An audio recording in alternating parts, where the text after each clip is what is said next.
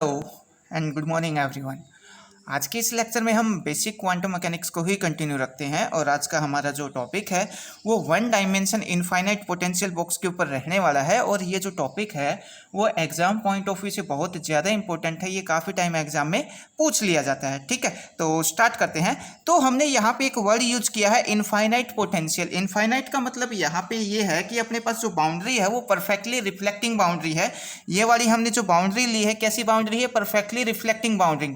तो perfectly reflecting boundary का मतलब क्या है कि इसको कोई भी पार्टिकल पेनिट्रेट करके बाहर नहीं जा सकता। या तो मैं इसको परफेक्टली रिफ्लेक्टिंग बाउंड्री बोल सकता हूँ, या फिर मैं इसको रिजिड बाउंड्री भी बोल सकता हूँ, या फिर मैं इसको स्ट्रॉन्ग बाउंड्री भी बोल सकता हूँ। तो हम बोलेंगे यहाँ पे जो पोटेंशियल है वो इतना ज़्यादा स्ट्रॉन्ग है कि पार्टिकल उसको पेनिट्रेट करके नहीं जा सकता। ठीक है, तो आई होप आपको इनफाइनाइट पोटेंशियल का मतलब समझ में आ गया होगा।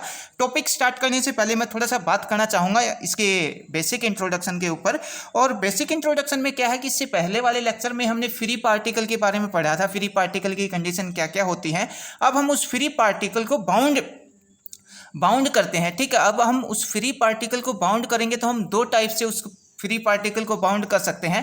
पहला तो पोटेंशियल के बेस के ऊपर। पोटेंशियल के बेस के ऊपर फर्स्ट अपने पास क्या हो सकता है कि इनफाइनाइट पोटेंशियल बॉक्स के अंदर मैं उस पार्टिकल को डाल दूँ। दूसरा क्या है, फाइनाइट पोटेंशियल बॉक्स के अंदर मैं उस पार्टिकल को डाल सकता हूँ। तो पोटेंशियल बॉक्स के बेस के ऊपर मैं इसको दो टाइप से क्लासिफाइड कर सकता हूँ। पहला तो ये है कि इनफाइनाइट पोटेंशियल बॉक्स और दूसरा फाइनाइट पोटेंशियल बॉक्स। ठीक है, उसके बाद मैं बात करूँ इसके साइज के बेस के ऊपर, तो साइज के बेस के ऊपर ये दो टाइप से हो सकता है। पहला तो सिमेट्रिक पोटेंशियल बॉक्स और दूसरा एसिमेट्रिक पोटेंशियल बॉक्स। तो हम यहाँ पे लिख सकते हैं, ये पॉइंट भी हम इसको ऐड कर सकते हैं। Potential box can be two type.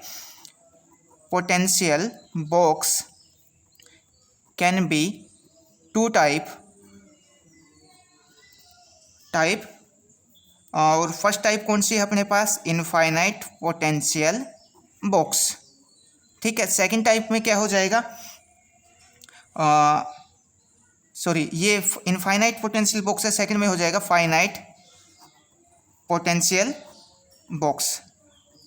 ठीक है, अब अगर मैं इसको सिमेट्रिक और एसिमेट्रिक के ऊपर बोलूँ तो सिमेट्रिक पोटेंशियल बॉक्स में क्या होगा? सिमेट्रिक पोटेंशियल बॉक्स में हो जाएगा जो V ऑफ x है ये इक्वल हो जाएगा किसके? V x के। इसको हम बोलेंगे सिमेट्रिक पोटेंशियल बॉक्स। ठीक है, एसिमेट्रिक पोटेंशियल बॉक्स में क्या होगा अपने पास? V ऑफ माइनस जो x है ये क्या हो जाएगा? माइनस Vx हो जाएगा। इसको हम बोलेंगे एसिमेट्रिक। नीचे वाले को एसिमेट्रिक पोटेंशियल बॉक्स, ऊपर वाले को सिमेट्रिक पोटेंशियल बॉक्स। ठीक है, तो आज के इस लेक्चर में हम क्या पढ़ने वाले? Infinite potential box. और जो फाइनाइट पोटेंशियल बॉक्स है उसके बारे में हम अगले लेक्चर के अंदर बात करेंगे। ठीक है, तो ये हमने यहाँ पे एक इनफाइनाइट पोटेंशियल बॉक्स लिया है। ठीक है, यहाँ पे डॉटेड करके ऊपर हमने इनफाइनाइट लिख रखा है। इनफाइनाइट का मतलब क्या है कि पोटेंशियल यहाँ पे इनफाइनाइट है। ठीक है, और यहाँ पे इसकी जो वॉल ली हमने, वॉल कैसी है? परफेक्टली रिफ्लेक्टिंग वॉल हमने यहाँ पे ली है, या फिर रिजिड वॉल भी बोल सकता हूँ, या फिर स्ट्रॉन्ग वॉल भी बोल सकता हूँ। और इस बॉक्स की जो लेंथ है वो 0 से L इसकी लेंथ है। ठीक है, तो हमने यहाँ पे बोला जो V ऑफ x है, जो पोटेंशियल है इस बॉक्स के अंदर, वो पोटेंशियल 0 है। पोटेंशियल 0 कब है? 0 से L के बीच में, मतलब ये वाला जो रीजन है इस रीजन के अंदर जो पोटेंशियल है अपने पास वो 0 है। अदरवाइज जो पोटेंशियल है वो अपने पास कितना है? इनफाइनाइट है। ठीक है, तो अब इस पोटेंशियल को सोल्व करने के लिए हम यहाँ पे यूज करेंगे टाइम इंडिपेंडेंट श्रोडिंगर इक्वेशन का। ठीक है, तो हमने यहाँ पे लिखा है using time independent Schrodinger equation. और वो क्या है अपने पास? Curly square psi by curly X square plus 2m by H cut square E minus V psi equal to 0। ठीक है, और जो v है वो यहाँ पे किसका फंक्शन है? x का फंक्शन है, क्योंकि हम यहाँ पे डिस्कस कर रहे हैं किसके बारे में? वन डायमेंशन पोटेंशियल बॉक्स के बारे में। ठीक है, तो ये अपने पास क्या है? टाइम इंडिपेंडेंट श्रोडिंगर इक्वेशन है। इसकी हेल्प से हम इस प्रॉब्लम को सोल्व करेंगे। और अब अगर आपको श्रोडिंगर इक्वेशन के बारे में नहीं पता है तो आप यूट्यूब पे सर्च कर सकते हैं श्रोडिंगर इक्वेशन बाय कांस्टेंट पागल, या फिर आप चैनल की प्लेलिस्ट में जाके, क्वांटम की प्लेलिस्ट में जाके वहाँ पे देख सकते हैं। ठीक है, या फिर उसका लिंक आपको डिस्क्रिप्शन बॉक्स के अंदर मिल जाएगा। अब पोटेंशियल कितना है अपने पास? यहाँ पे इस बॉक्स के अंदर पोटेंशियल है 0। तो यहाँ पे इस पोटेंशियल की वैल्यू मैं 0 पुट करूँगा। 0 पुट करूँगा तो क्या आ जाएगा अपने पास? नेक्स्ट इक्वेशन ये वाली आ जाएगी। नेक्स्ट स्टेप में मैंने क्या किया, ये वाली जो टर्म है इसको मैंने क्या पुट कर दिया, के स्क्वायर पुट कर दिया, ठीक है। और के स्क्वायर की वैल्यू मैंने बता दिया 2me/h का स्क्वायर, ये किसकी वैल्यू है, के स्क्वायर की वैल्यू है। अब अपने पास ये वाली जो इक्वेशन आई है, ये इक्वेशन अपने पास सेकंड ऑर्डर डिफरेंशियल इक्वेशन है, और सेकंड ऑर्डर डिफरेंशियल इक्वेशन का हम एक प्लेन वेव सॉल्यूशन लेके चलते हैं, ठीक है। और प्लेन वेव सॉल्यूशन हमने यहाँ पे क्या लिया है, psi of X equal to a cos kx plus b sin kx, ये वाला हमने इसका सॉल्यूशन लिया है इस सेकंड ऑर्डर डिफरेंशियल इक्वेशन का। अब अगर मैं यहाँ पे इस पोटेंशियल को थोड़ा सा ध्यान से देखूँ तो जीरो के ऊपर पोटेंशियल कितना है अपने पास, इनफाइनाइट पोटेंशियल है, और एल के ऊपर पोटेंशियल कितना है, इनफाइनाइट पोटेंशियल है, ठीक है। तो x इक्वल टू जीरो पे और x इक्वल टू एल पे अपने पास जो पोटेंशियल है वो कितना है, मैं यहाँ पे लिख देता हूँ, where x equal to zero और x इक्वल टू एल पे जो पोटेंशियल है वो अपना कितना है, इनफाइनाइट है। और इनफाइनाइट पोटेंशियल पे अपना जो वेव फंक्शन है साई है वो कितना हो जाता है, जीरो हो जाता है। तो अब हम यहाँ पे बाउंड्री कंडीशन का यूज करेंगे, और बाउंड्री कंडीशन क्या है, at x equal to zero और x equal to L potential कितना हो जाएगा, इनफाइनाइट हो जाएगा, और इनफाइनाइट पोटेंशियल पे अपने पास जो वेव फंक्शन है वो कितना होता है, जीरो होता है, ठीक है। ये हमने वेव फंक्शन की कंडीशन और वेव फंक्शन के बारे में पढ़ा था, वहाँ पे हमने ये सब ऑलरेडी डिस्कस किया था, ठीक है। तो ये अपने पास क्या है, ये अपने पास बाउंड्री कंडीशन है। एक तो x इक्वल टू जीरो पे अपने पास फर्स्ट बाउंड्री कंडीशन है, x इक्वल टू एल पे अपने पास सेकेंडरी बाउंड्री कंडीशन है, तो that is the boundary condition. अब हमने यहाँ पे क्या लिया, x equal to first, x equal to zero लिया, ये अपने पास क्या है, फर्स्ट बाउंड्री कंडीशन है। अब x इक्वल टू जीरो मैं कहाँ पे पुट करूँगा, ये वाली जो इक्वेशन है इसके अंदर मैं x equal to zero put कर दूंगा, यहाँ पे जीरो आ जाएगा और यहाँ पे जीरो आ जाएगा। कोस जीरो अपने पास कितना होता है, 1 होता है, और साइन जीरो कितना होता है अपने पास, 0 होता है, ठीक है।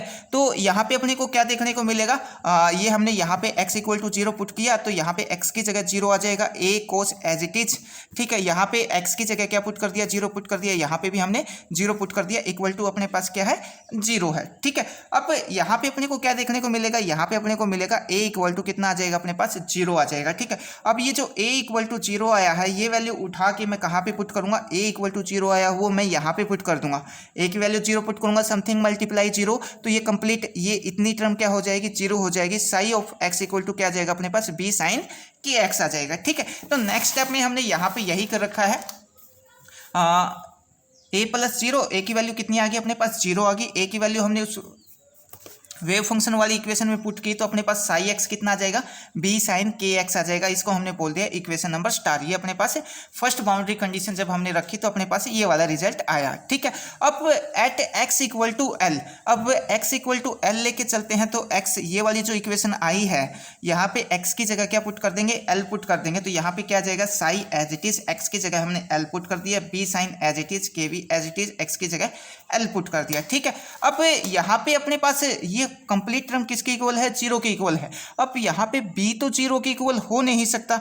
अब अगर b जीरो के इक्वल हुआ तो कंप्लीट वेव फंक्शन जीरो हो जाएगा। तो कंप्लीट वेव फंक्शन तो अपने पास जीरो हो नहीं सकता, तो हम यहाँ पे लिखेंगे b not equal to zero. तो यहाँ पे साइन के एल किसके इक्वल हो जाएगा, जीरो के इक्वल हो जाएगा। अब साइन जीरो कब होता है, साइन जीरो होता है एन पाई के ऊपर, एन पाई की जितनी भी वैल्यू है उन सब के ऊपर क्या होगा, साइन जीरो के इक्वल होता है। तो हमने क्या लिखा, के एल इक्वल टू हमने यहाँ पे लिखा एन पाई, ठीक है। यहाँ से हमने के एल इक्वल टू एन पाई लिखा, के की वैल्यू हमने यहाँ से निकाल ली, क्या आ जाएगी एन पाई एल। इस एल को उठा के मैं इधर ले आऊँगा तो यहाँ से के की वैल्यू अपने को मिल जाएगी। इसको मैंने बोल दिया इक्वेशन नंबर 1 बोल दिया, ठीक है। अब ये वाली जो k की वैल्यू हमने निकाली है, इस k की वैल्यू को उठा के हम कहाँ पे पुट करेंगे, इक्वेशन नंबर स्टार के अंदर पुट कर देंगे। तो इक्वेशन नंबर स्टार के अंदर पुट करेंगे तो अपने पास क्या आ जाएगा, वेव फंक्शन आ जाएगा। तो अपने पास वेव फंक्शन क्या आ जाएगा, ये वाला वेव फंक्शन अपने को मिल जाएगा।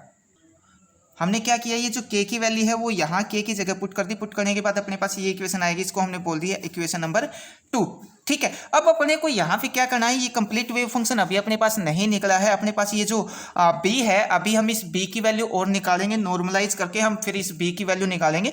b की वैल्यू फिर हम यहाँ पे पुट करेंगे, पुट करने के बाद अपने पास वेव फंक्शन भी निकल जाएगा। अब वेव फंक्शन को निकालने से पहले हम क्या करते हैं, यहाँ पे एनर्जी निकाल लेते हैं, ठीक है। तो अब अपने पास क्या है, एनर्जी निकालते हैं। तो एक तो k की वैल्यू अपने पास ये आई है इक्वेशन नंबर फर्स्ट के अंदर।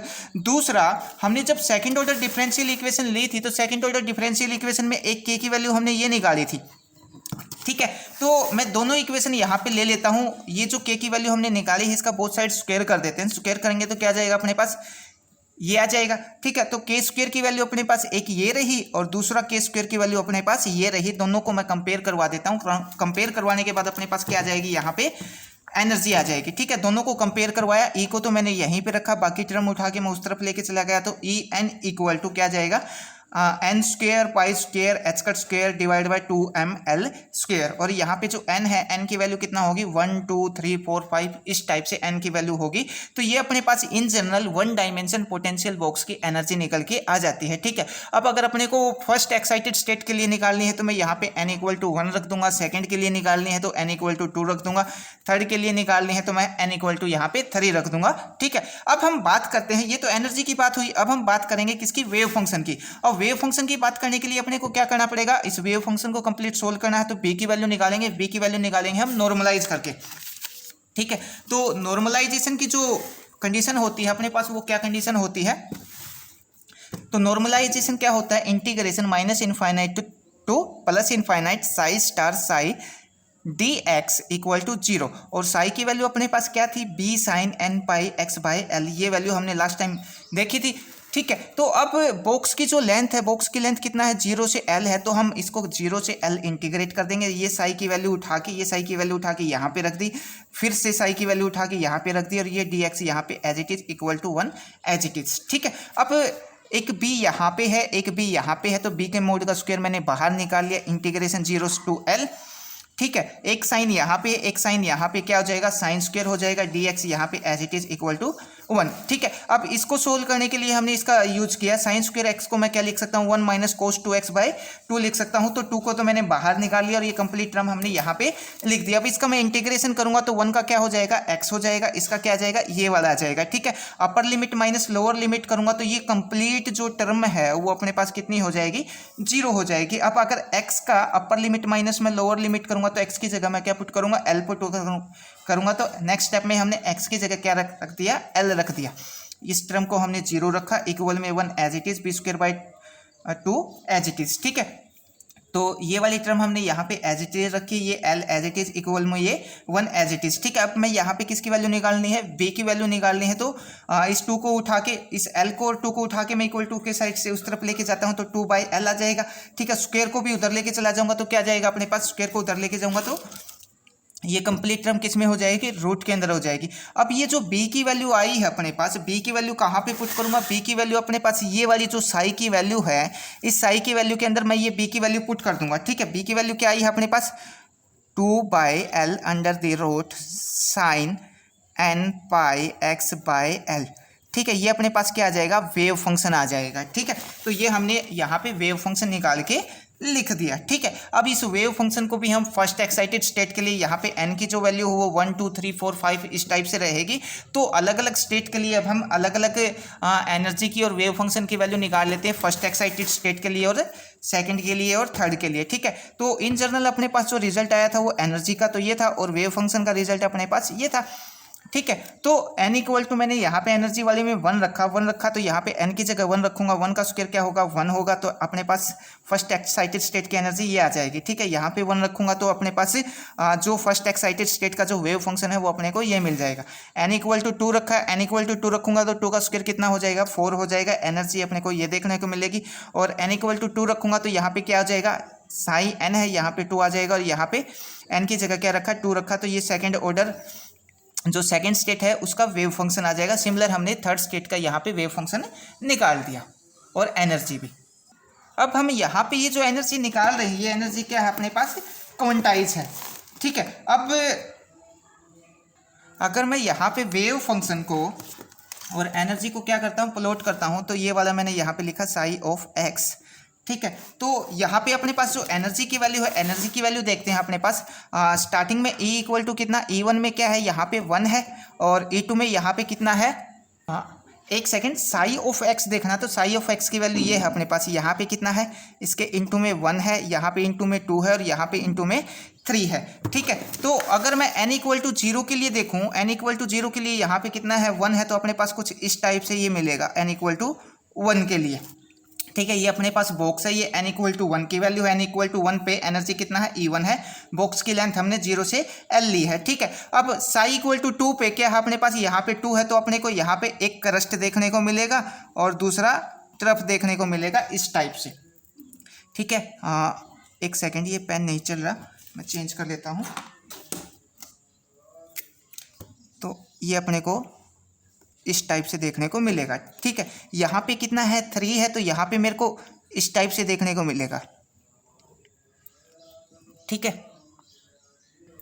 अब ये वाला जो हमने ग्राफ बनाया है ये किसको बताएगा, ओनली वेव फंक्शन को बताएगा, ठीक है। अब अगर अपने को मैं इसका स्क्वायर कर दूँ तो वो क्या आ जाएगा, प्रोबेबिलिटी आ जाएगा, ठीक है। तो प्रोबेबिलिटी ऑफ डिस्ट्रीब्यूशन के लिए हम क्या करेंगे, ये यहाँ पे क्या है, एक ऊपर है, एक नीचे है तो ऊपर है, ठीक है। तो प्रोबेबिलिटी ऑफ फाइंडिंग इलेक्ट्रॉन में क्या आएगा, या प्रोबेबिलिटी ऑफ फाइंडिंग में क्या आएगा, साई स्क्वायर में क्या हो जाएगा, साई के मोड के स्क्वायर में क्या हो जाएगा, ये तीनों के तीनों क्या आएंगे, ऊपर आएंगे। जैसे n= फर्स्ट में ये ऐसे आएगा, सेकंड में ये ऐसे आएगा, थर्ड में ये इस टाइप से आएगा, ठीक है। तो ये वाला अपने को किसको बताता है, प्रोबेबिलिटी डिस्ट्रीब्यूशन को बताता है, ठीक है। इसमें ये सभी क्या आ जाएंगे, ऊपर आ जाएंगे। उसके बाद थोड़ा सा और बात करते हैं, हमने जो एनर्जी निकाली है, एनर्जी क्या निकाली है अपने पास, En=n² π² h² / 2m L², ये वाली एनर्जी हमने निकाली है। तो यहाँ पे हमने ये जो एनर्जी निकाली है किसकी, 1 डायमेंशन पोटेंशियल बॉक्स की, वो यहाँ पे किस पे डिपेंड कर रही है, एक तो मास के ऊपर डिपेंड कर रही है और दूसरा एल के ऊपर डिपेंड कर रही है, मतलब बॉक्स की जो लेंथ है उसके ऊपर डिपेंड कर रही है। तो En depend on mass and length of box.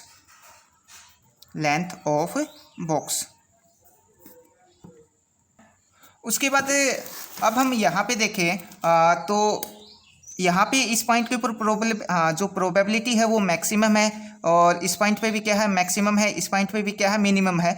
तो अब फर्स्ट n=फर्स्ट में क्या देखता हूँ मैं, नोड पॉइंट देखता हूँ। n=फर्स्ट में नोड पॉइंट एक तो अपने पास ये है और दूसरा एक ये है। अब नोड पॉइंट क्या है, जहाँ पे प्रोबेबिलिटी कितना हो, किसी पार्टिकल के मिलने की प्रोबेबिलिटी अगर 0 हो तो उसको हम क्या बोलते हैं, नोड पॉइंट बोलते हैं।